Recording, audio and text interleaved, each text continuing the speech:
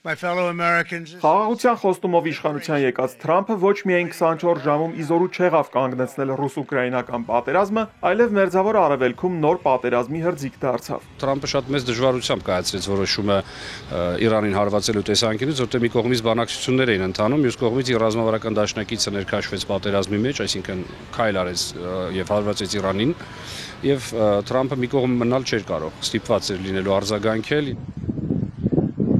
Թրամփն ամենածանր պահին իր դաշնակցին միայնակ չթողեց։ Առանց այս հարվածների պատերազմն անիմաստ էր դառնալու, քանի որ Իսրայելի նպատակներից մեկն այն էր, որ Իրանը միջուկային զենք չունենա։ Ըստ Սարգսյանի, սա Թրամփի ամենաբարդ որոշումներից էր։ Իսկ ինչ կարող է հետևել նահանգների ուղիղ այս միջամտությանը։ Ուղիղ հակամարտությունը Միացյալ Նահանգների հետ, կարծում եմ Իրանի շահերից դա չի բխում, դա Իրանում շատ լավ հասկանում են։ Իհարկե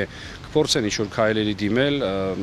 բայց կփորձեն այնպիսի քայլերի դիմել, որ էսկալացիա տեղի չունենա։ Նորից եմ ասում, դա կարող լինի նույն օրինակով, ինչ-որ գեներալ Սոլեյմանի սպանությունից հետո տեղի ունեցավ,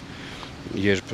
Միացյալ Նահանգների ռազմական բազաները հարվածներ ստացան իրանական հրթիռներով, բայց էսկալացիայի չգնաց, որովհետև զոհեր չեղան։ Առանց կոնգրեսի թույլտվության Իրանին հարվածելու նախագահի որոշումը սահմանադրության խախտում է եւ իմպիչմենտի հիմք հայտարարել է կոնգրեսական Ալեքսանդրիա Օկասիո-Կորտեսը։ Ամերիկյան սահմանադրության մեջ նշվում է, որ պատերազմ կարող է հայտարարել կոնգրեսը, բայց շատ դեպքեր են եղել, որ առանց դրա էլ նախագահները որոշել են ամերիկյան ռազմական ուժերն օգտագործել հատուկ օպերացիաների համար։ Սահմանադրական այդ նորմը բնականաբար կա, բայց այստեղ պատերազմ չեն հայտարարում, ուղղակի ռազմական օպերացիա են իրականացնում։ Իմպիչմենտի համար սա հիմք կարող հանդիսանա, թե չէ դա բացառապես քաղաքական ներքաղաքական գործընթաց է։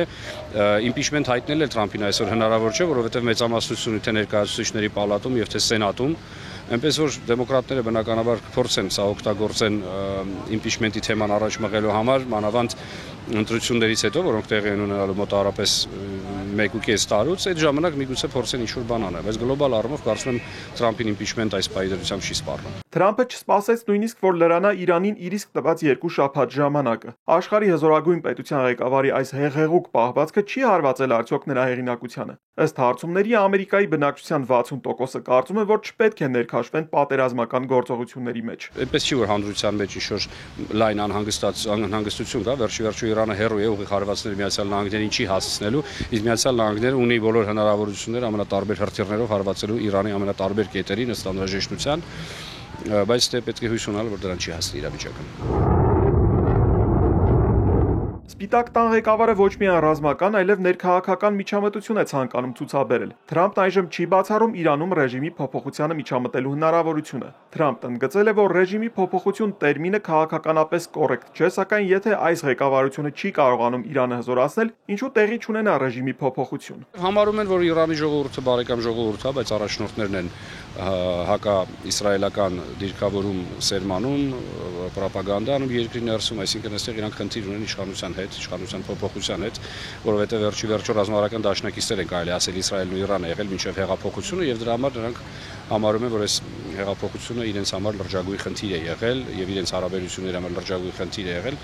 Դրա համար կարծում եմ, որ իշխանության փոփոխությունը Իրանում կարող է իրենց շահերի հետ համընկնել։ Եթե ամերիկյան ներգրավվածությունն այսքանով չավարտվի, տարածաշրջանի համար հետևանքները շատ ծանր են լինելու։ Ավելի կմեծանա Թուրքիայի ազդեցությունը։ Հայաստանի Հանրապետության անվտանգային, նաև առևտրային, տնտեսական շահերից չի բխում Իրանի թուլացումը։